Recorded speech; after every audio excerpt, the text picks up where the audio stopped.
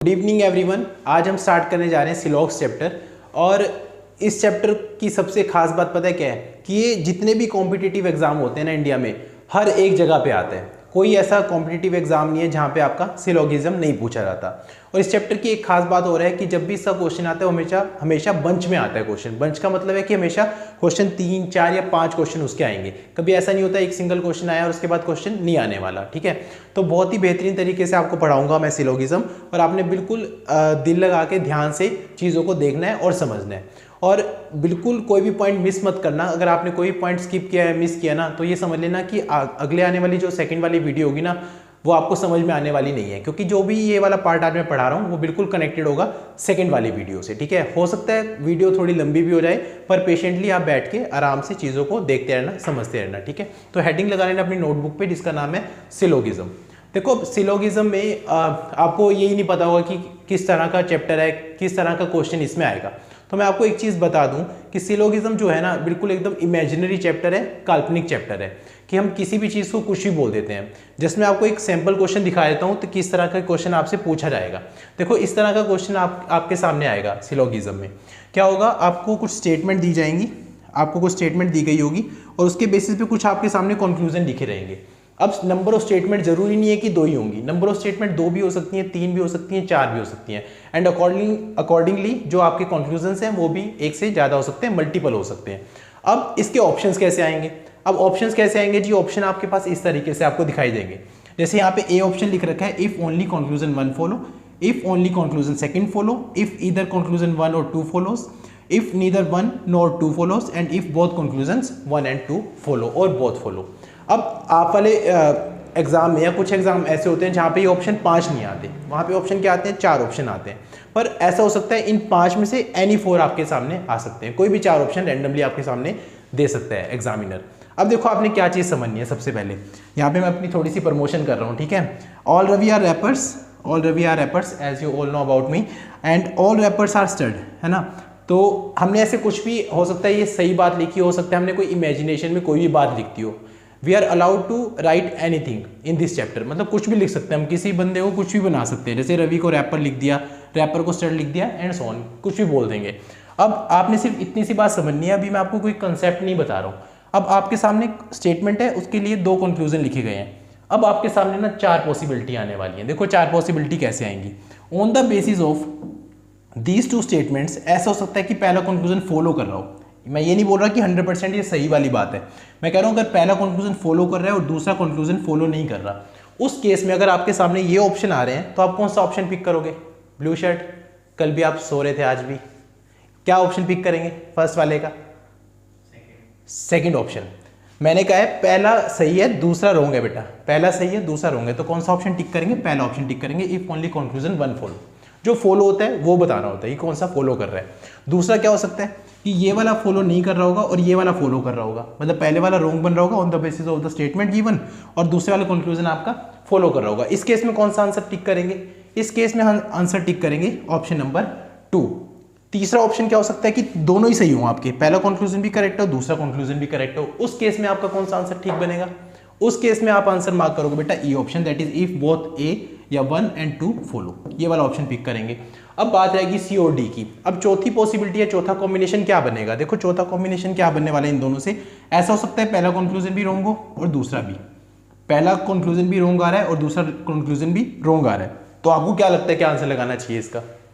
D option. अब ये वाली गलती सबसे ज्यादा होती है इस चैप्टर में। ठीक है, आपको लग रहा है इसका आंसर क्या होना चाहिए? डी होना चाहिए। ऐसा नहीं है बिल्कुल भी। अगर आपने इसका आंसर डी मार्क कर दिया, हो सकता है ये आंसर सही हो, पर 100% जरूरी नहीं है कि ये वाली बात आपकी करेक्ट हो। जब कभी भी ना दोनों कंक्लूजन रॉन्ग आ रहे हो, एक बात मार्क कर लेना मेरी, जब कभी दोनों कंक्लूजन रॉन्ग आ रहे हो तो उसमें हम एक रूल्स होते हैं कुछ, हमारे पास 3 रूल्स होते हैं, मैं आगे आने वाली वीडियोस में आपको बताऊंगा। उनको बोलते हैं हम कॉम्प्लीमेंट्री पेयर। अगर हमारे वो तीनों रूल्स फॉलो करते हैं कॉम्प्लीमेंट्री पेयर के, तो उसका आंसर लिखा रहेगा बेटा आइदर और में, अदरवाइज उसका आंसर किस में लिखा रहेगा? नाइदर नॉर में। तो एक स्पेशल केस होता है जब हमारे पास दोनों कंक्लूजन रॉन्ग आ रहे होते हैं। तो इसकी बात हम आगे आने वाली वीडियो में, आगे आने वाली पार्ट में बात करेंगे। ठीक है, तो चलो हम हेडिंग लगा रहे हैं इसकी सिलोगिज्म। क्वेश्चन का मैंने टाइप बता दिया कि किस तरीके से क्वेश्चन आपके सामने पूछा जाएगा। अब देखो, ध्यान समझना और अपने नोट्स बनाते रहना। अब यहाँ पे मुझे पता लग गया कि सिलॉग्स में दो तरह की चीज़ें मैंने आपको दिखाई हैं अभी यहाँ पे पिछली स्लाइड में। एक मैंने आपको बताया कि इसमें क्या होते हैं स्टेटमेंट्स, और दूसरी वाली बात जो मैंने बताई वो आपको बताइए कॉन्क्लूजन्स। ठीक है, एक हमारे पास स्टेटमेंट होती है और क्या होते हैं कॉन्क्लूजन्स। अब स्टेटमेंट क्या है और कॉन्क्लूजन क्या है? स्टेटमेंट मैंने आपको बताई और कॉन्क्लूजन बताया। अब स्टेटमेंट के टाइप कितने हैं आप यहाँ पे लिख सकते हैं, देयर आर, आप लिख सकते हैं इस तरह से, there are 4 types of statements, there are 4 types of statements. Statement कुल 4 प्रकार की होती है। ठीक है, हिंदी मीडियम वालों के लिए बोल रहा हूँ। कॉन्क्लूजन, कॉन्क्लूजन जी आपके पास 2 तरह का होता है, there are 2 types of conclusion, there are 2 types of conclusions. ठीक है जी, अब देखो हम 1 बाय 1 चीज़ों को पढ़ेंगे। सबसे पहले हम स्टेटमेंट की बात करेंगे, पूरा इसके बारे में डील करेंगे, फिर हम आएंगे कॉन्क्लूजन्स पे। जैसे कि मैंने यहाँ पे बताया स्टेटमेंट कुल कितनी तरीके की होती है, 4 तरीके की होती है, 1, type 1, type 2, type 3 and type 4। लेकिन इसको हम 1 2 3 4 नहीं बोलते। हाँ, एक चीज़ और मैं आपको बतानी भूल गया, जब हम सिलॉग्स पढ़ रहे होते हैं ना, तो मोस्टली टीचर इसको पढ़ा रहे होते हैं आपको वेन डायग्राम से, थ्रू वेन डायग्राम। और मैं बिल्कुल आपको ये रिकमेंड नहीं करूँगा कि आप इस मेथड से इसको करो, क्योंकि मुझे तो पर्सनली ये जो मेथड है ये मेथड बिल्कुल पसंद नहीं है, क्योंकि इसमें गलती होने के चांसेस बहुत ज़्यादा रहते हैं। जो मेथड मैं आपको टीच करूँगा वो मेथड होगा हमारा 150 मेथड, और इससे कभी भी आपकी कोई गलती होने वाली नहीं है, अगर आपने हर एक चीज़ बिल्कुल ध्यान से सुनी है तो। ठीक है, और ये बहुत ईजी टू अंडरस्टैंड है, यूज़र फ्रेंडली सा मेथड है। ठीक है, जनरल सी चीज़ अगर आपको पता है तो आप कर लोगे। तो 150 मेथड से हम इसको पढ़ रहे हैं, यह बात आपको पता होनी चाहिए। तो according to 150 methods we have statements and we have conclusions. तो सबसे पहले हेडिंग लगा लेंगे, मेन हेडिंग में फिर से आप स्टेटमेंट्स। तो स्टेटमेंट के अंदर आपने एक कॉलम बना लेना है या एक पहला पॉइंट लिख लेना है, that is there are 4 types of statements. और जो 4 टाइप की स्टेटमेंट्स है ना, these are named on the basis of vowel, on the basis of vowels. ये वोवल के नाम पे लिखी गई हैं। जो 4 स्टेटमेंट अभी हम बनाएंगे वो वोवेल्स के नाम पे लिखी गई हैं। वोवेल्स कौन कौन से होते हैं? ए, E, I, O, you. Vowels होते हैं टोटल 5, लेकिन स्टेटमेंट कितनी है? स्टेटमेंट हमारे पास है 4। तो हम क्या करेंगे, लास्ट वाला जो वोवेल है वो स्किप कर देंगे, उसकी कोई जरूरत नहीं है, उसको नेग्लेक्ट कर देंगे। तो 4 तरह की स्टेटमेंट बनेगी, that is A, E, I and O. ठीक है, 4 तरह की स्टेटमेंट बनेगी। अभी हम स्टेटमेंट वाला पार्ट कर रहे हैं। ठीक है, मैं नेक्स्ट वाला पेज कर रहा हूँ एक बार के लिए। नेक्स्ट पेज पे अभी हम लिख रहे हैं स्टेटमेंट के बारे में। ठीक है, अब देखो आप ऐसे चार्ट बना लेना इसका कि सबसे पहले हम लिख लेंगे, पहला स्टेटमेंट है type A statement, type A statement, और यहाँ पे ऐसे लाइन लगा लेना। दूसरी बात टाइप ए स्टेटमेंट। अब टाइप ए स्टेटमेंट कौन सी स्टेटमेंट होती है? देखो यहाँ पे लिखा रहता है जब ऑल ए आर बी। जो ऑल की स्टेटमेंट है ना बेटा, जो ऑल की स्टेटमेंट है वो स्टेटमेंट होती है आपकी टाइप ए की स्टेटमेंट, जहाँ पे ऑल की टर्म्स में चीज़ें लिखी रहती हैं। जैसे मैंने बोल दिया ऑल केशव आर इंटेलिजेंट। ठीक है, जैसे मैंने कुछ भी ऑल बोल दिया, और all Ronit are gangsters, all Ritika dancers and so on. अगर मैं ऑल की टर्म्स में कोई भी बात बोल रहा हूँ तो वो स्टेटमेंट किसकी कहलाएगी? टाइप ए स्टेटमेंट कहलाएगी। और ये बिल्कुल मैंने क्या बोली है? पॉजिटिव बात बोली है, कोई नेगेटिव बात नहीं बोली है। तो इसका नेचर कैसा बनेगा स्टेटमेंट का? पॉजिटिव स्टेटमेंट बनेगी। तो हम यहाँ पे लिख भी सकते हैं। तो इस नेचर कैसे स्टेटमेंट का? पॉजिटिव नेचर है इसका। ठीक है, पॉजिटिव नेचर है। और इसके बाद हमने एक चीज़ और लिखनी है इसमें, पॉजिटिव नेचर के बाद इसकी वैल्यू लिखनी पड़ेगी कि ऑल की वैल्यू होती कितनी है। देखो इसका नाम जो है मेथड का, उतनी ही वैल्यू ऑल वाली स्टेटमेंट की होती है, दैट इज 150। या कोमा लगा लेंगे तो ज़्यादा ठीक रहेगा, 150 में कोमा लगा लो आप, 100,50। ठीक है, ऐसे लगा लो आप 150। तो वापस ही लिख देता हूँ इसको यार, 150 ऐसे लिख लो। ठीक है, अच्छा एक पॉइंट और मिस कर दिया शायद मैंने वहाँ पे, आप यहाँ पे एक पॉइंट और मार्क कर लेना। जो मैंने लिखा ना, there are 4 types of statements named on the basis of vowels, यहाँ पे एक सेकंड पॉइंट और मार्क कर लेना आप, that is every statement has 1 subject and 1 predicate, 1 subject and 1 predicate.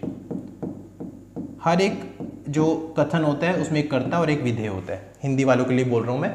हर एक जो स्टेटमेंट होती है या कथन होता है उसमें एक कर्ता होता है और एक क्या होता है? विधेय होता है। ठीक है, तो इस तरह से यहाँ पे हम चार्ट बना रहे हैं। तो सबसे पहले मैंने मार्क करी है type A statement. Type A statement में मैंने क्या लिखा है? All A are B, positive statement है और इसकी वैल्यू कितनी है? 150। तो दूसरी स्टेटमेंट कौन सी आएगी इसके बाद, this is the number 1 statement. Number 2 statement is type E, A के बाद वोवल कौन सा आता है, ई, तो ये वाली स्टेटमेंट कौन सी बनेगी, type e statement. Type e statement जो होती है आपके पास वो होती है नो की statement, no A are B.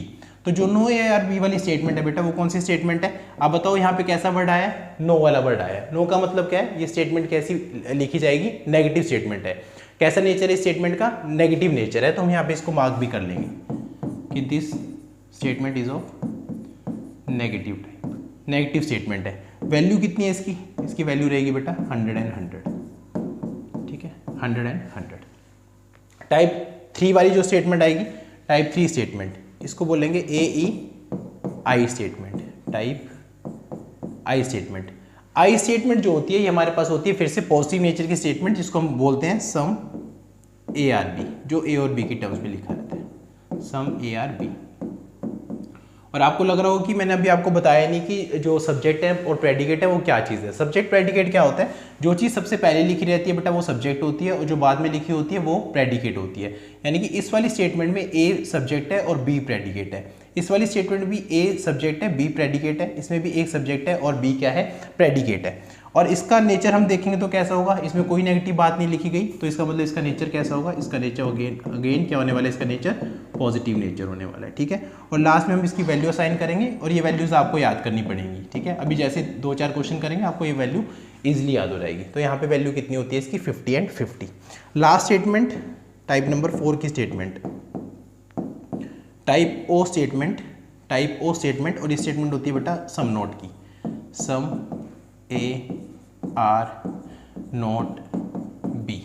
अब इस स्टेटमेंट का नेचर कैसा होगा जी, इसमें भी नेगेटिव वर्ड यूज हो रखा है, यहाँ पे नोट लिखा हुआ है, तो ये वाली स्टेटमेंट कैसी होगी, नेगेटिव नेचर की, इसका नेचर है जी नेगेटिव। और लास्ट इसकी वैल्यू जो असाइन करनी है, इसको वैल्यू मिलता है बेटा 50 and 100।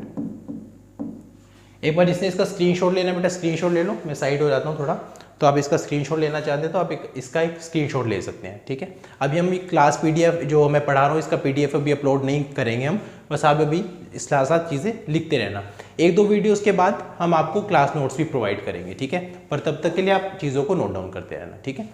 चलो नेक्स्ट वाले पार्ट पे आते हैं हम, ठीक है। अब हमने क्या पढ़ लिया, अब स्टेटमेंट के बारे में पढ़ लिया कि कितनी तरह की स्टेटमेंट थी, 4 तरह की स्टेटमेंट है, ठीक है। अब बारी आएगी कंक्लूजन की। अब मेन हेडिंग फिर से लगा लेना कंक्लूजन। अब कंक्लूजन के अंदर क्या होने वाला है, देखो कंक्लूजन के अंदर 2 टाइप के हमने कंक्लूजन बनाए थे, 2 टाइप्स के कंक्लूजन। अब जो 2 टाइप्स के कंक्लूजन है ये कौन कौन से हैं जी, देखिए। फर्स्ट वन बेटा जो कंक्लूजन है उसका नाम है डायरेक्ट कंक्लूजन, डायरेक्ट कंक्लूजन। और जो सेकंड वाला टाइप है वो सेकंड वाला टाइप बनेगा बेटा इनडायरेक्ट कंक्लूजन।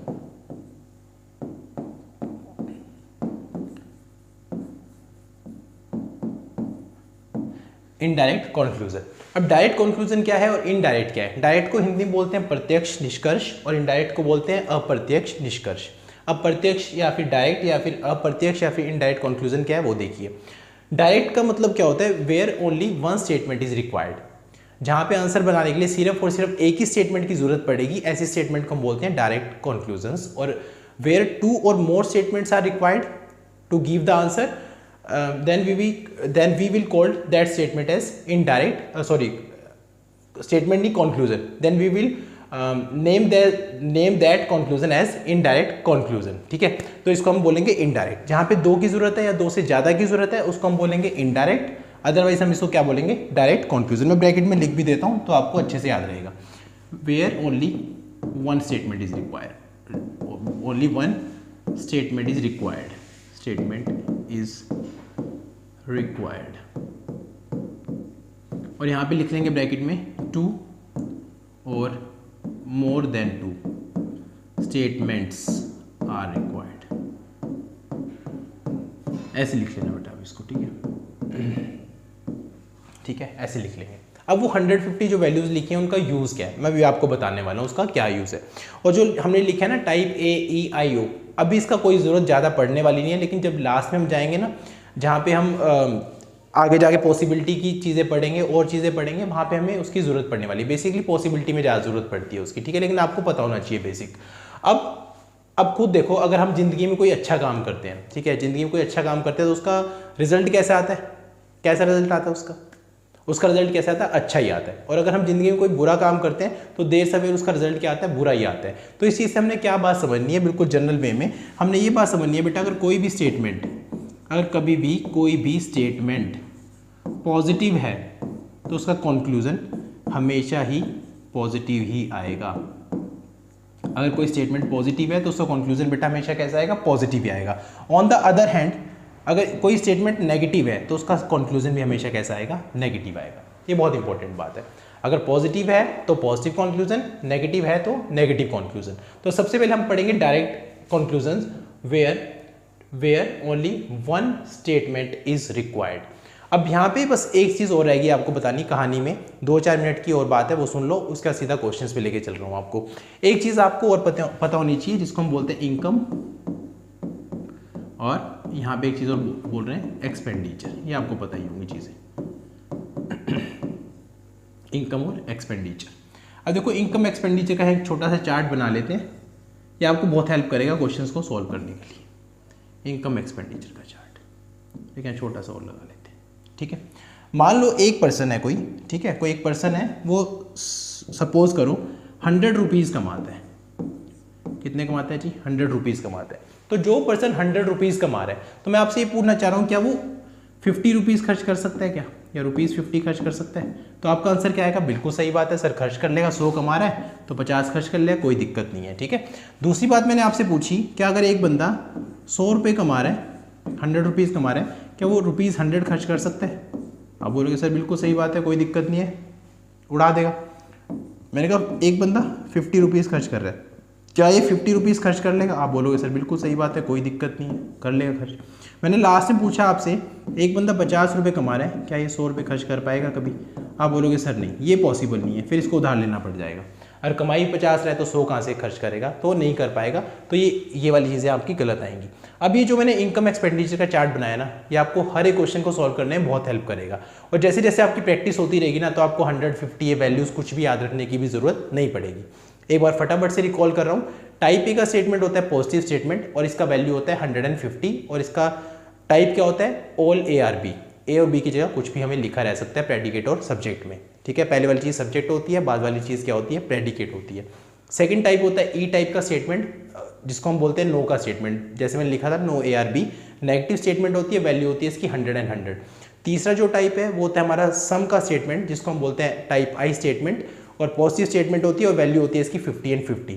और जो लास्ट टाइप का स्टेटमेंट है that is type O statement, जिसको हम बोलते हैं सम नोट का स्टेटमेंट। नेगेटिव स्टेटमेंट होती है और वैल्यू होती है इसकी 50 एंड 100। इसके अलावा मैंने आपको 2 बातें और बताई हैं कि स्टेटमेंट पॉजिटिव तो कंक्लूजन पॉजिटिव, स्टेटमेंट नेगेटिव तो कंक्लूजन नेगेटिव, और एक इनकम एक्सपेंडिचर का चार्ट आपको बना के बताया, ठीक है। तो हम नेक्स्ट स्लाइड पे चल रहे हैं यहाँ पे। अब यहाँ पे सीधा क्वेश्चन लेके चल रहे हैं, और आप हेडिंग में लगा लेना डायरेक्ट कंक्लूजन, यहाँ लगा लेना हेडिंग, लगा लेना इसकी डायरेक्ट कंक्लूजन।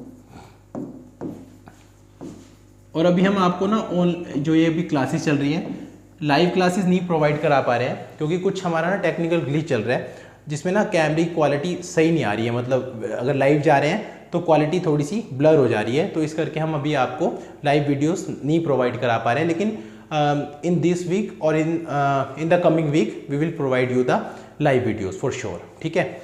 और मैं आप एक चीज़ और, जैसे हम वीडियो के एंड में या वीडियो के स्टार्टिंग में लोग बोल रहे होते हैं कि हमारा चैनल सब्सक्राइब कर दो, लाइक कर दो, कमेंट कर दो, हम कभी किसी को ये बात नहीं बोलेंगे। आपको कोई चीज़ जेन्युइन लगती है, अगर हम अच्छा पढ़ा रहे हैं तो आप जस्ट उसको शेयर कर देना, नथिंग एल्स।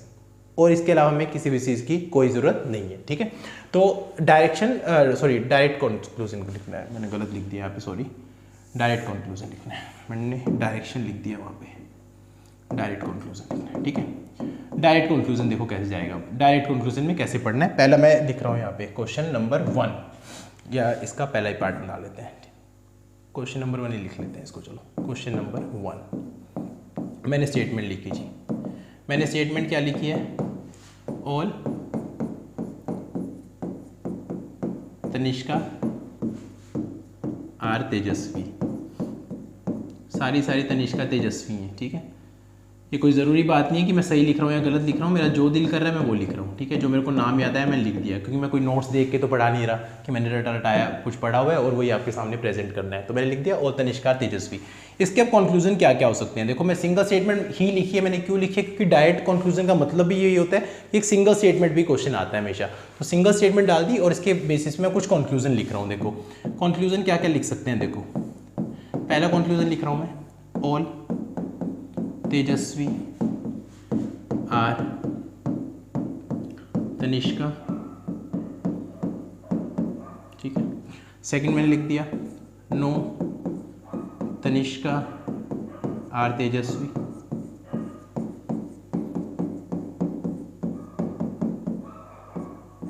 ठीक है। थर्ड लिख दिया मैंने, सम तेजस्वी आर नॉट तनिष्का। मैंने बड़े बड़े नाम लिख दिए तो मेरे को वापस से पूरा पूरा लिखना पड़ रहा है ये, ठीक है।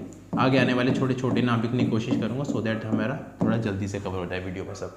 चलो अभी के लिए मैं सिर्फ 3 ही कंक्लूजन लिख रहा हूँ, एक स्टेटमेंट लिखा है उसके बेसिस पे 3 कंक्लूजन लिखे हैं। अब हमें बताना है कि कौन सा कंक्लूजन सही है और कौन सा कंक्लूजन रॉन्ग है, बिल्कुल स्टेप वाइज जाना है, वरना क्या होगा जब आपके सामने 3-4 जो स्टेप है वो मिक्स अगर हो गए ना तो इसकी बिल्कुल खिचड़ी बन जाने वाली है, ठीक है। क्योंकि बिरयानी तो मुझे लगता भी नहीं तुम्हें बनानी आती होगी, तो ऐसी खिचड़ी बन जाएगी तुमसे कोई क्वेश्चन सॉल्व होने वाला नहीं है आगे। और इस चैप्टर की सबसे खास बात पता है क्या, सॉरी सर आप हम इधर ध्यान नहीं दे रहे हैं, तो मैं ये बोल रहा हूँ कि अगर हमने क्या किया, अगर सारी चीज़ों को मिक्सअप कर दिया ना बेटा तो बहुत बुरा हाल हो जाने वाला है इसका।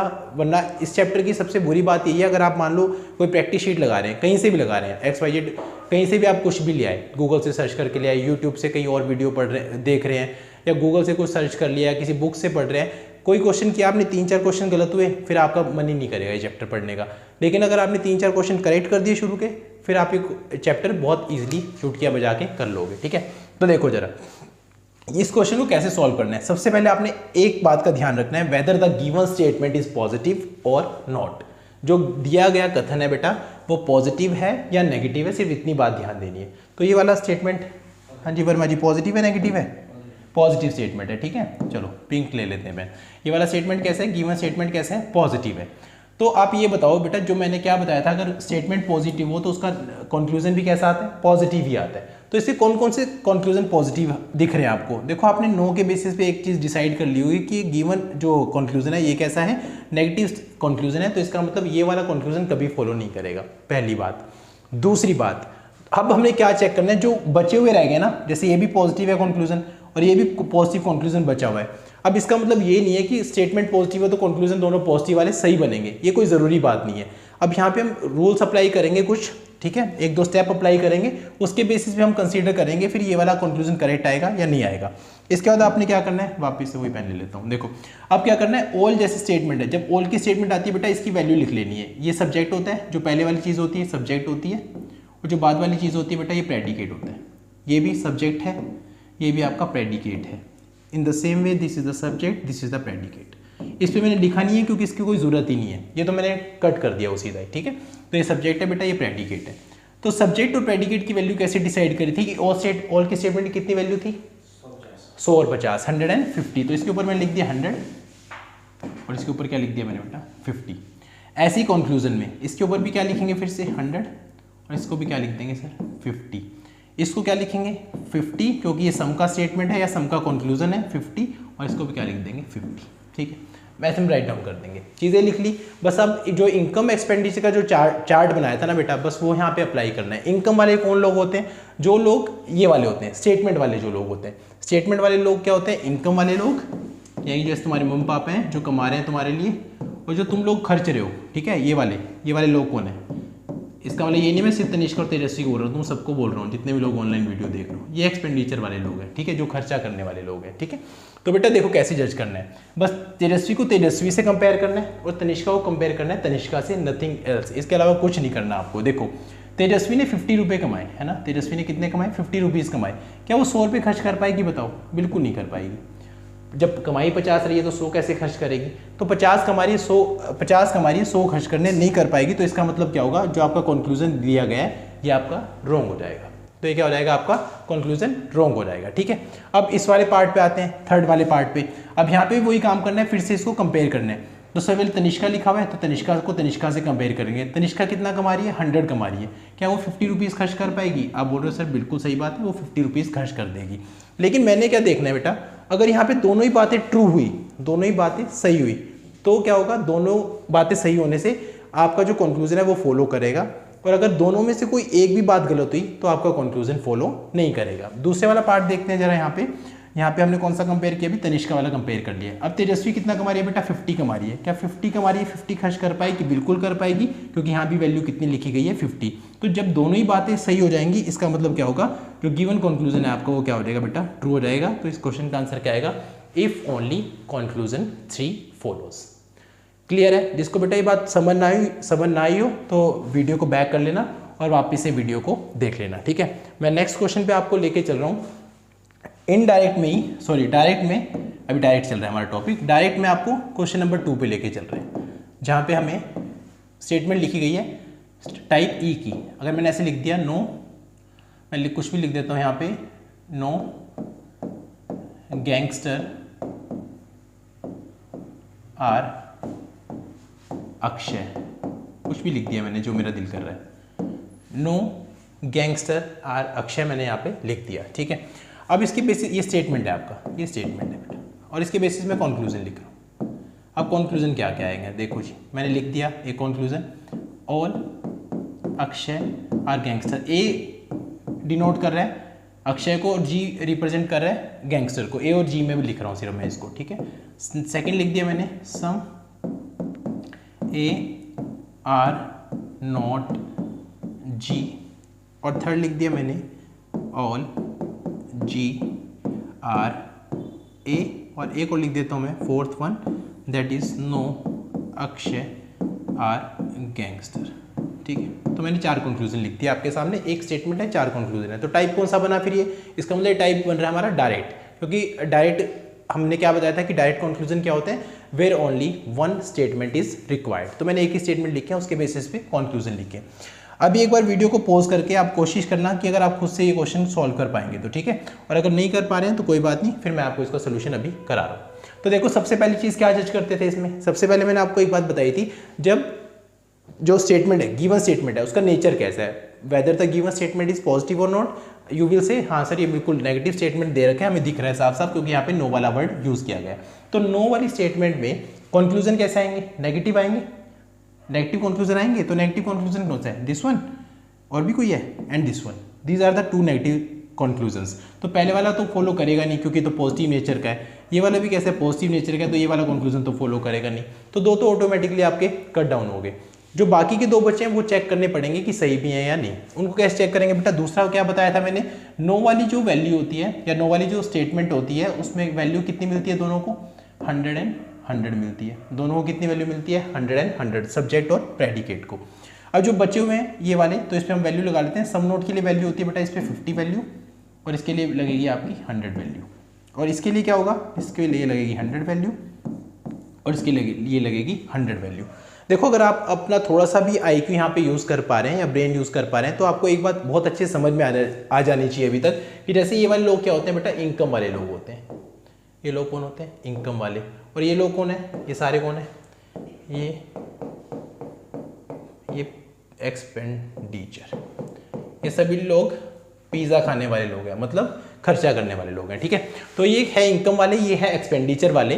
तो हम अब जब हमें पता है कोई पर्सन अगर 100 रुपये कमा रहे हैं, दोनों साइड पे अगर 100 रुपये कमा रहे हैं, क्योंकि हमने पॉजिटिव नेगेटिव के बेसिस पे तो हमने डिलीट कर ही दिए, या फिर हमने डजन फॉलो वाले केस में डाल दिए ये दोनों वाले कंक्लूजन, फर्स्ट और थर्ड वाले। तो मेरे को एक बात पता लग गया, जब बंदे कमाने वाले 100 पे हैं तो वो तो 50 भी खर्च कर देंगे, वो तो 100 भी खर्च कर देंगे, फिर तो कुछ चेक करने की जरूरत ही नहीं है। अगर चेक करने की जरूरत नहीं है तो इसका मतलब सेकंड वाला कंक्लूजन भी करेक्ट आएगा और फोर्थ वाला कंक्लूजन भी आपका करेक्ट आएगा। बोलो क्लियर है ये बात, क्लियर है। चलो नेक्स्ट वाले पार्ट पे आते हैं। Next part question number 3। आज तो मेरे को लगता है सिर्फ डायरेक्ट के लिए बन पाएगा, पता नहीं कितने मिनट की होगी वीडियो, देखना पड़ेगा, कोई बहुत ज़्यादा लंबी ना होगी हो। अगर 30-40 मिनट की अगर वीडियो हुई है तो हम अभी कंटिन्यू कर लेंगे, फिर जो 10 क्वेश्चन हो रहे हैं इनडायरेक्ट के वो भी हम ट्राई करेंगे कि आज ही हो जाएंगे आपके, ठीक है। चलो क्वेश्चन नंबर 3 पे आते हैं फटाफट से। यहाँ लिखता हूँ मैं statement, that is some man are dogs,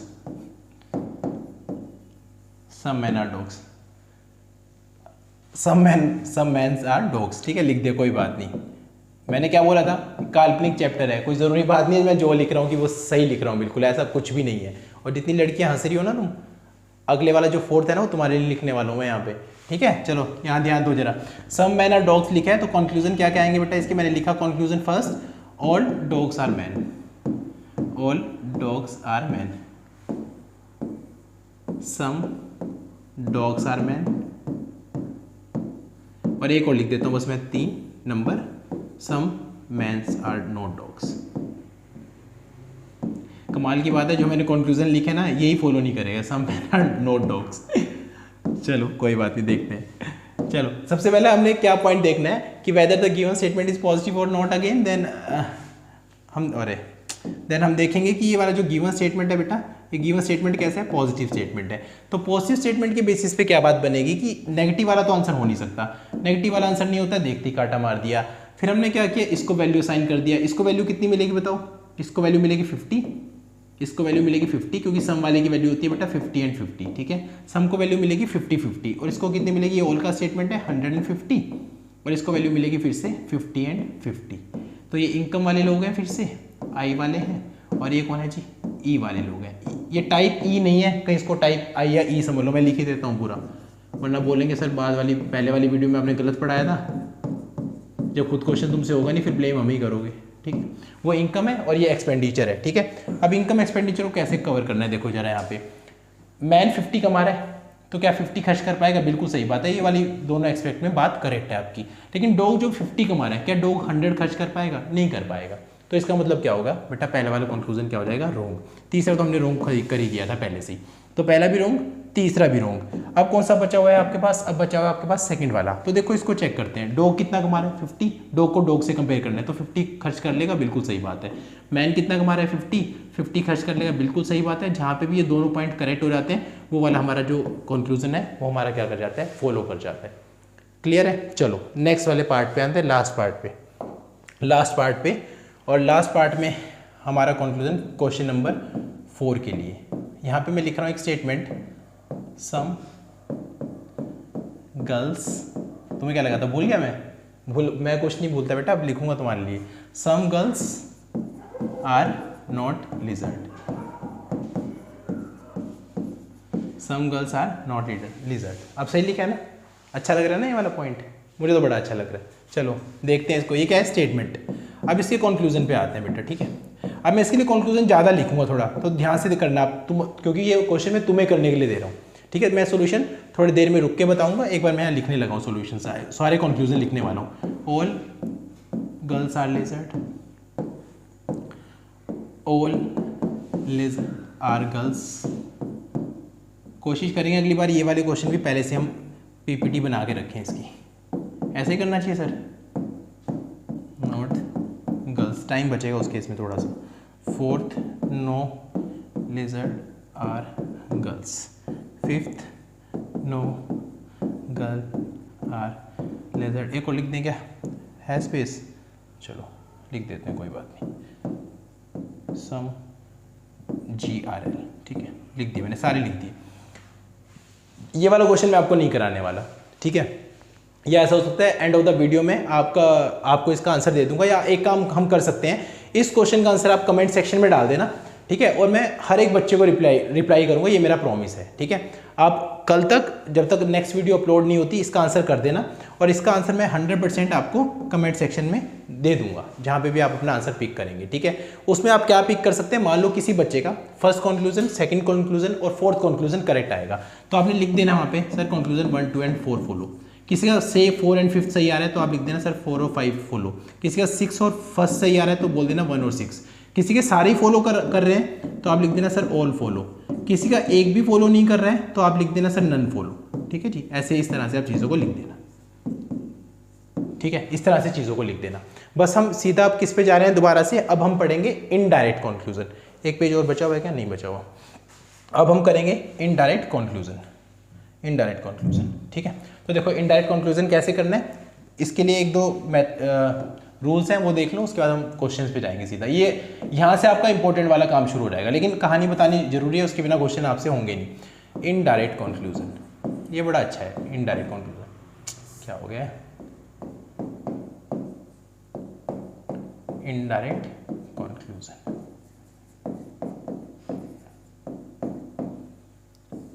indirect conclusion. चलो, इनडायरेक्ट कंक्लूजन में अभी हमने आपको बताया था बेटा, क्या बताया था? मैंने आपको ये बताया था कि इसमें हमें कितनी स्टेटमेंट्स की रिक्वायरमेंट होती है बेटा, एटलीस्ट 2 स्टेटमेंट की रिक्वायरमेंट होती है, लेकिन 2 से स्टेटमेंट ज़्यादा भी हो सकती हैं, ठीक है। तो अब जब 2 स्टेटमेंट या 2 से ज़्यादा स्टेटमेंट आएंगी तो उसके लिए हमें क्या करना पड़ेगा, 2 स्टेटमेंट को कंबाइन करना पड़ेगा, ठीक है। दोनों स्टेटमेंट को कंबाइन करने के लिए कुछ रूल्स हैं, पहले मैं वो रूल्स लिखवा रहा हूँ, फिर सीधा हम क्वेश्चन पे जाएंगे। उनकी PDF बनी हुई है तो ज़्यादा टाइम हमारा लगेगा न्यूज़ में। तो देखो यहाँ लिख रहे हैं हम, rules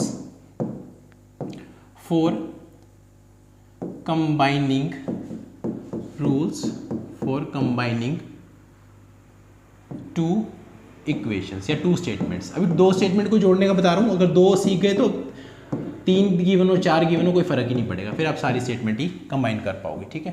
rules for combining the 2 statements. कैसे स्टेटमेंट को कंबाइन करेंगे बेटा, 2 स्टेटमेंट्स को? पहला रूल क्या बेटा, देयर शुड बी या there must be one common word in each of the statement.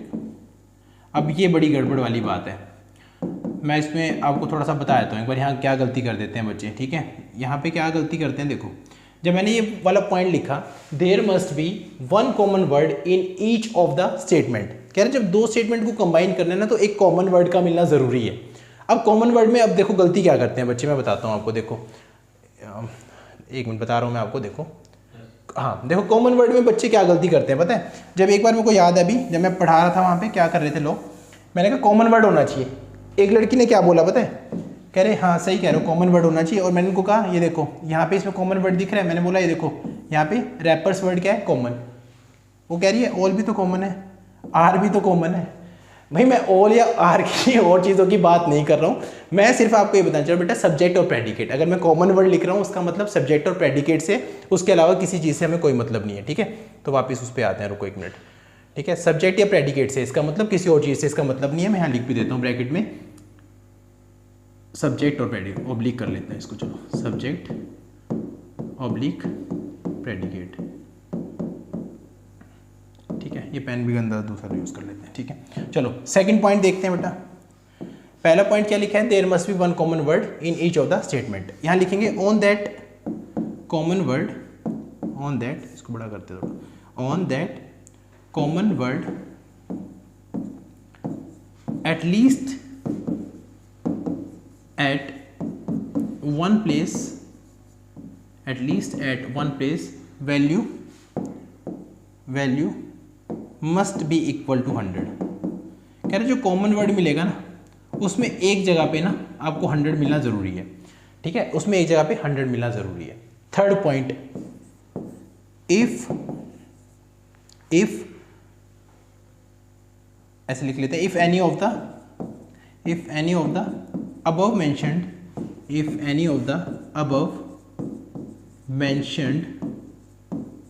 rules, if any of the above mentioned rules do not apply, in that case 2 statements cannot be combined and hence do not follow। इसका मतलब वो follow नहीं करेंगी, इसका ये मतलब है, ठीक है। ले लो स्क्रीनशॉट लेना तो,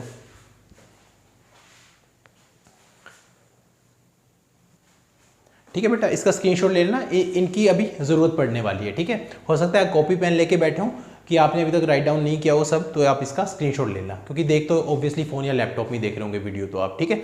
अब आते हैं बेटा सीधा क्वेश्चन पे। नहीं, एक चीज़ और रहेगी आपको बतानी, वो चीज़ मैं आपको और बता दूँ एक बार, और बस एक चीज़ और बतानी है, ये चीज़ कर लेते हैं साफ।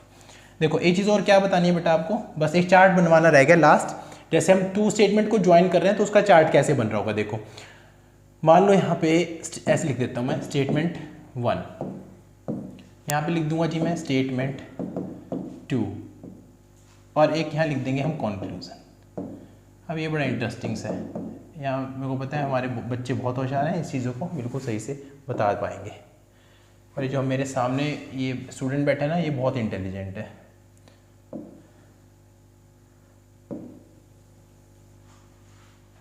है ना इंटेलिजेंट स्टूडेंट? हाँ हाँ बोल रहा है, देख लेते हैं अभी कितना इंटेलिजेंट है। देखो, अगर मान लो पहली स्टेटमेंट पॉजिटिव है और दूसरी स्टेटमेंट भी पॉजिटिव है, तो कंक्लूजन कैसा आएगा?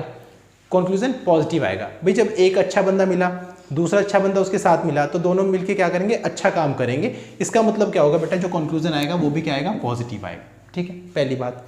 दूसरी बात, अगर पहला स्टेटमेंट बेटा पॉजिटिव हो, पहला बंदा अच्छा हो, दूसरा बंदा नेगेटिव हो, हमेशा नेगेटिव बात ही करता हो, तो पॉजिटिव और नेगेटिव का कॉम्बिनेशन क्या बनेगा पता है?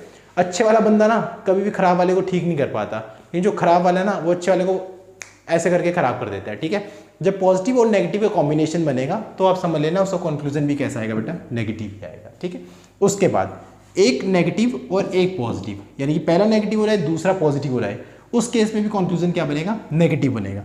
अब लास्ट पार्ट, जब दोनों नेगेटिव हो, लास्ट पार्ट है जब दोनों स्टेटमेंट क्या हो? नेगेटिव हो। जब बेटा दोनों वाली स्टेटमेंट क्या हो? नेगेटिव हो। जब दोनों स्टेटमेंट नेगेटिव होगी तो उसका कंक्लूजन कैसा आएगा बेटा? उसका कभी भी कोई कंक्लूजन नहीं आएगा। कुछ लोग यहाँ पे अपना मैथ अप्लाई करते हैं कि नेगेटिव नेगेटिव है मिला के इसको पॉजिटिव कर दें, या नेगेटिव नेगेटिव है कुछ और सोच रहे होते हैं, चीज़ें और नेगेटिव हो जाएंगी। नहीं, ऐसा बिल्कुल भी नहीं है। जब बेटा जो दो नेगेटिव स्टेटमेंट कंबाइन होती हैं तो उनका कोई भी कंक्लूजन नहीं बनता। कुछ लोग इसको ऐसा भी सोच लेंगे, अरे सर ने पढ़ाया था दो नेगेटिव स्टेटमेंट है, उनका कंक्लूजन तो क्या बनता है? मल्टीप्लाई बनता है। भाई ये मल्टीप्लाई का साइन नहीं है बिल्कुल भी। ठीक है, ये मल्टीप्लाई का साइन नहीं है। इस मैं यहाँ लिख ही देता हूँ, वरना कल बाद में बोलोगे कि आपने मल्टीप्लाई बोला था कि जब दो स्टेटमेंट जुड़ती है तो मल्टीप्लाई हो जाती है। बिल्कुल ऐसा नहीं है बेटा, मैं यहाँ पे लिख ही देता हूँ इसको। जब दो स्टेटमेंट ऐसे नेगेटिव वाली होती हैं तो इसका कंक्लूजन कैसे आता है? No conclusion. मैं लिख देता हूँ यहाँ पे, नो कंक्लूजन इज देयर। ठीक है, इसका कभी भी कोई कंक्लूजन नहीं बनने वाला। ठीक है, अब आते हैं बेटा सीधा क्वेश्चंस पे और फटाफट क्वेश्चंस में डील करते हैं। ठीक है, चलो जी स्टार्ट करते हैं क्वेश्चन नंबर 1 से। बेटा क्वेश्चन नंबर 1 में देखो हमें क्या क्या चीज़ें जज करनी है इसका आंसर बनाने के लिए। सबसे पहले हम देखेंगे ये वाला स्टेटमेंट का बेटा नेचर कैसा है। आप बोलोगे सर पॉजिटिव नेचर का है, इसका आंसर कैसा है बेटा? नेगेटिव नेचर का है। ठीक है, अब हम अगर देख रहे हैं कंक्लूजन में सबसे पहली चीज़ हमने क्या चेक करनी है? कंक्लूजन में सबसे पहली चीज हमने चेक करनी है बेटा, जैसे यहाँ पे ये कंक्लूजन गिवन है, कौन कौन से कंक्लूजन गिवन है। ठीक है, कंक्लूजन किस किस के बीच में है, मतलब कौन सा सब्जेक्ट है कौन सा प्रेडिकेट है। इसका सब्जेक्ट और प्रेडिकेट है बेटा क्रोकोडाइल और फिश। तो क्रोकोडाइल देखें कहाँ पे, तो आप बोलोगे सर क्रोकोडाइल तो सेकंड कंक्लूजन में है। मैं क्या बेटा बताओ फिश कहाँ है? आपने बोला सर फिश तो पहले वाले स्टेटमेंट में। क्रोकोडाइल हमें मिला सेकंड वाले स्टेटमेंट में और फिश मिला हमें बेटा पहले वाले स्टेटमेंट में। और अब हमें पता है अगर हमें इन दोनों के बीच में कोई कंक्लूजन लिखना है, क्रोकोडाइल और फिश के बीच में अगर कोई कंक्लूजन लिखना है, इसका मतलब मेरे को दोनों स्टेटमेंट को मर्ज करना पड़ेगा। क्या करना पड़ेगा? दोनों स्टेटमेंट को मर्ज करना पड़ेगा। और सिमिलरली अगर यहाँ भी देखेंगे, यहाँ भी फिश और क्रोकोडाइल के बीच में आंसर लिखा गया, तो फिश और क्रोकोडाइल कहाँ पे है? फिश अपने फर्स्ट वाले में है स्टेटमेंट में, क्रोकोडाइल अपने सेकंड में है। तो इसका मतलब इसका आंसर लिखने के लिए मेरे को क्या करना पड़ेगा? दोनों स्टेटमेंट को मर्ज करना पड़ेगा। अब मर्ज करने के रूल क्या है बताओ? मर्ज करने के लिए क्या रूल बताया था? पहला रूल मैंने मर्ज करने के लिए ये बताया था कि हमें सबसे पहले एक कॉमन वर्ड मिलना जरूरी है।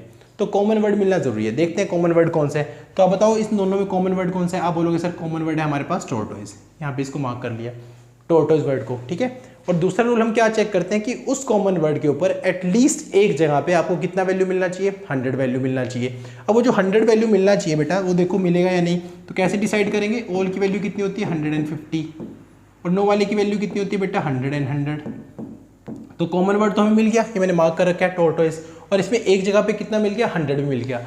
कुछ बच्चों के मन में आ रहा होगा क्वेश्चन कि अगर दोनों जगह 100 मिल जाए तो, दोनों जगह 100 मिल जाए तो बेटा कोई दिक्कत नहीं है, वो इजीली आपके ज्वाइन हो जाएंगे या मर्ज हो जाएंगे। बस हमें एक जगह पे चाहिए होता है, एक जगह पे हुआ तो हमारे ये क्या हुए? कंबाइन हो गए। अब हमें इसकी कोई ज़रूरत नहीं पड़ने वाली, ये मर्ज हो गए। अब सिर्फ आपको एक ही चीज़ चेक करनी है कि ये इनकम वाले लोग हैं जो पहले हम चेक करते आए अभी तक, ये इनकम वाले लोग हैं, और नीचे वाले ये जो पर्सन्स हैं ये आपके एक्सपेंडिचर वाले हैं। अगर वो वाली बात ट्रू बनी तो आपके सारे आंसर सही आ रहे होंगे, अदरवाइज नहीं आ रहे होंगे, जैसे हमने बेसिक में पढ़ाया था। अब देखो फिश कितना कमा रही है जी? 100 कमा रही है। अच्छा एक बात और, अब फिश और क्रोकोडाइल के बीच में आंसर बनेगा क्योंकि पहली और दूसरी स्टेटमेंट जुड़ेंगी। जब पॉजिटिव और नेगेटिव जुड़ेगी, जब पॉजिटिव और नेगेटिव जुड़ेगी तो आंसर कैसा आएगा? तो आंसर कैसा आएगा, नेगेटिव आएगा, ऑब्वियसली नेगेटिव आंसर आएगा। तो पॉजिटिव आंसर तो इसका आ नहीं सकता, जबकि यहाँ पे कोई दे रखा है पॉजिटिव आंसर, नहीं पॉजिटिव आंसर तो दे भी नहीं रखा, चलो अच्छी बात है, पॉजिटिव आंसर दे ही नहीं रखा तो और अच्छा क्वेश्चन है ये। यानी कि इसका भी मुझे पता नहीं है अभी आंसर सही आएगा, और इसका भी मुझे पता नहीं है कि आंसर सही आएगा या नहीं आएगा। बस अब हमें चेक करना है, फिश 100 कमा रही है, और इसका वैल्यू भी लिख लेता हूँ 100 एंड 100, नो वाले के लिए 100 वैल्यू होती है, सबकी वैल्यू एक ही साथ लिख लेनी चाहिए थी हमें। फिश 100 कमा रही है, 100 खर्च कर पाएगी, आप बोलोगे सही बात है खर्च कर पाएगी, कोई दिक्कत नहीं है। फिर मैंने कहा क्रोकोडाइल 100 कमा रहा है, क्या 100 खर्च कर पाएगा, बिल्कुल कर पाएगा, कोई दिक्कत नहीं है।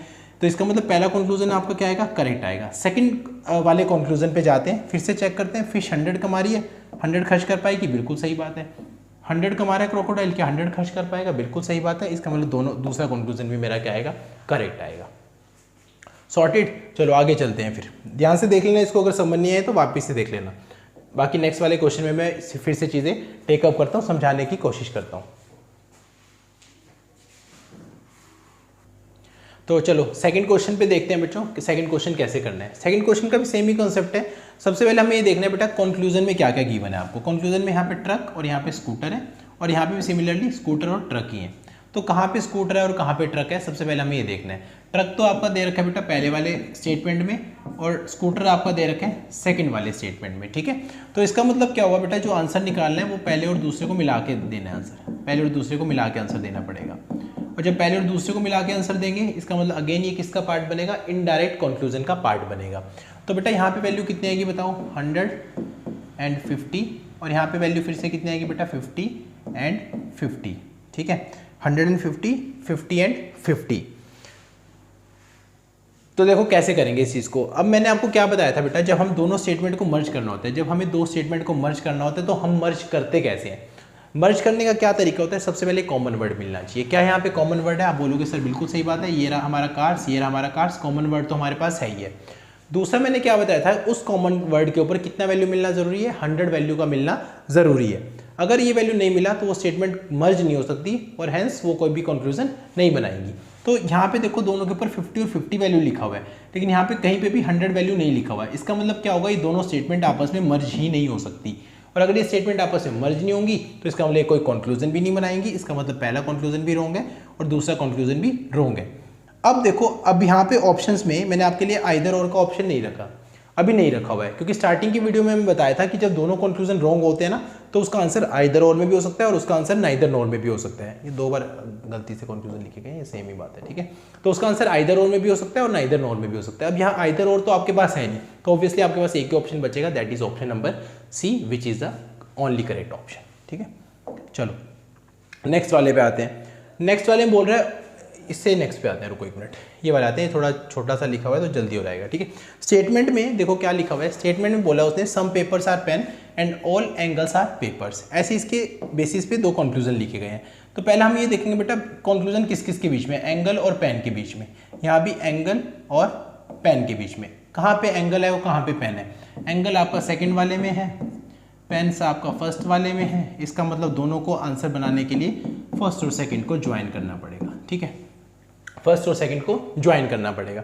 अगर फर्स्ट और सेकंड को ज्वाइन करना है, फिर से हम वही यहाँ पहले ये पॉजिटिव स्टेटमेंट, ये अगेन पॉजिटिव स्टेटमेंट, हम यहाँ वैल्यूज लिखेंगे 50 और 50, और यहाँ पे वैल्यू लिखेंगे बेटा 150, ठीक है, 150। तो हम सबसे पहले देखेंगे क्या ये दोनों स्टेटमेंट मर्ज हो सकती हैं। तो पहला रूल क्या है स्टेटमेंट को मर्ज करने का, एक कॉमन वर्ड मिलना चाहिए। तो कॉमन वर्ड मिल गया आपको। कॉमन वर्ड कौन सा मिल गया आपको, मिल पा रहा है कॉमन वर्ड, बिल्कुल मिल पा रहा है। ये पेपर्स है और ये भी क्या है पेपर्स, तो कॉमन वर्ड तो मिल ही रहा है। और दूसरा रूल क्या कहता है कि दोनों में से किसी एक जगह पे 100 वैल्यू का मिलना जरूरी है, लेकिन यहाँ पे तो 100 वैल्यू है, यहाँ पे भी नहीं है, यहाँ भी 50 वैल्यू है, यहाँ पे 50 वैल्यू है। इसका मतलब again these two statements can not join, hence no conclusion can be drawn. इसका मतलब इसका कोई कंक्लूजन नहीं आने वाला, ये दोनों ही आपके कंक्लूजन रॉन्ग आएंगे और आंसर फिर से क्या रहेगा आपका, नन फॉलो, ठीक है, नन फॉलो आएगा। बस एक लास्ट क्वेश्चन और करते हैं आज के लिए, उसके बाद फिर हम जितने भी क्वेश्चन है नेक्स्ट वाले वीडियोस में करेंगे, ठीक है। चलो एक लास्ट क्वेश्चन कर लेते हैं बस आज के लिए। अब देखो फिर से यहाँ पे फ्लावर्स लिखा हुआ है और यहाँ पे लिखा हुआ है ब्यूटीफुल। तो फ्लावर्स लिखा बेटा आपका पहले वाले में, ब्यूटीफुल लिखा है आपका सेकंड वाले में। यहाँ भी ब्यूटीफुल और फ्लावर्स के बीच में कंक्लूजन है, वो भी फर्स्ट और सेकंड में ही है। यानी कि आपके जो दोनों आंसर बनने वाले हैं ये फर्स्ट और सेकंड स्टेटमेंट को मर्ज करके बनेंगे, फर्स्ट और सेकंड को मर्ज करके। अब देखना ध्यान से, ये वैल्यू 100 पे है, ये वैल्यू बेटा कितने पे है 50 पे, ये वैल्यू कितने पे 50 पे, और ये वैल्यू कितने पे अगेन 50 पे। तो देखो जरा क्या कॉमन वर्ड दिखाई दे रहा है आपको, आप बोलोगे सर बिल्कुल दिखाई दे रहा है। कौन सा कॉमन वर्ड है बेटा, ऑर्चिड है। अब देखो जो कॉमन वर्ड है ना बेटा, वो दोनों यहाँ पे ही प्लेस हो सकते हैं, वो यहाँ पे ही प्लेस हो सकते हैं, वो डायगनली इधर भी हो सकते हैं, वो डायगनली इधर भी हो सकते हैं, वो किधर भी हो सकते हैं। तो ऑर्चिड कॉमन वर्ड है, और कॉमन के ऊपर हमें कितना भी मिल गया, सेकंड वाला रूल भी फॉलो कर रहा है, एक जगह पे 100 भी मिल गया, इसका मतलब ये वाली ये वाला जो सब्जेक्ट है मेरा, ये क्या हो जाएगा, कॉमन हो जाएगा। अब हमें बचे हुए वैल्यू से देखना है कि जो गिवन कंक्लूजन है वो फॉलो करेंगे या नहीं। तो जैसे हमें पता है पहले वाला स्टेटमेंट पॉजिटिव है, दूसरे वाला स्टेटमेंट पॉजिटिव है। अगर मैं पॉजिटिव को कंबाइन करूंगा तो आंसर कैसे बनेगा, ऑब्वियसली पॉजिटिव बनेगा, लेकिन दोनों ही पॉजिटिव है तो मुझे नहीं पता लग रहा अभी कौन सा करेक्ट है या इनकरेक्ट है। तो इसको मैं कैसे चेक करूंगा, इसको मैं चेक करूंगा इनकम एंड एक्सपेंडिचर रूल से। तो बेटा ये इनकम वाले लोग हैं, और ये फिर से नीचे वाले में एक्सपेंडिचर वाले लोग हैं। ठीक है, देखते हैं कैसे करेंगे इसको फिर इनकम एक्सपेंडिचर वालों को। ठीक है, इनकम वाले में कैसे बेटा, 50 कमा रहा है फ्लावर्स, इसको दिख लेते हैं, ये सम वाली है, सम के लिए वैल्यू है, ये ऑल के लिए वैल्यू है, तो ये 150 पे वैल्यू है। ठीक है, तो फ्लावर्स बेटा 50 कमा रहे हैं, 50 खर्च कर पाएंगे, करेक्ट बात है। ब्यूटीफुल 50 कमा रही है, 50 खर्च कर पाएंगे, बिल्कुल करेक्ट बात है। दोनों बातें करेक्ट है, तो इसका मतलब पहला कंक्लूजन आपका फॉलो करेगा। सेकंड वाला चेक करते हैं बेटा, 50 कमा रहा है ब्यूटीफुल, 100 नहीं खर्च कर पाएगा, तो अगर एक भी बात गलत होगी तो इसका मतलब वो कंक्लूजन फॉलो नहीं करेगा। और इसके बेसिस पे अगर हम देखेंगे तो आंसर कौन सा आएगा, अच्छा ये बी गलत लिखा हुआ है, ये नीचे जाना चाहिए। ठीक है, अभी नया रखा है हमने टाइपिस्ट, तो थोड़ा सा अभी उसको काम करना नहीं आता है, जल्दी सीख जाएगा, कोई बात नहीं। ठीक है, चलो क्या लिखा हुआ है यहाँ पे कि पहला करेक्ट है, दूसरा इनकरेक्ट है, तो पहला कंक्लूजन फॉलो कर रहा है, इसका मतलब option number A is the correct one. ठीक है, तो आज की वीडियो में बेटा इतना ही रखेंगे, और बाकी जो कुछ पेंडिंग क्वेश्चंस हैं, अभी मैं क्वेश्चंस और भी लेके आया था, लेकिन अभी हमारे पास वीडियो ऑलरेडी बहुत बड़ी हो चुकी है, तो बाकी जो रेस्ट ऑफ द क्वेश्चन है अगली वीडियो में हम टेकअप करेंगे और एक नए कंसेप्ट के साथ इस चैप्टर को आगे बढ़ाएंगे। ठीक है, वीडियो देखने के लिए बहुत बहुत धन्यवाद आपका, मिलते हैं नेक्स्ट वीडियो में, धन्यवाद।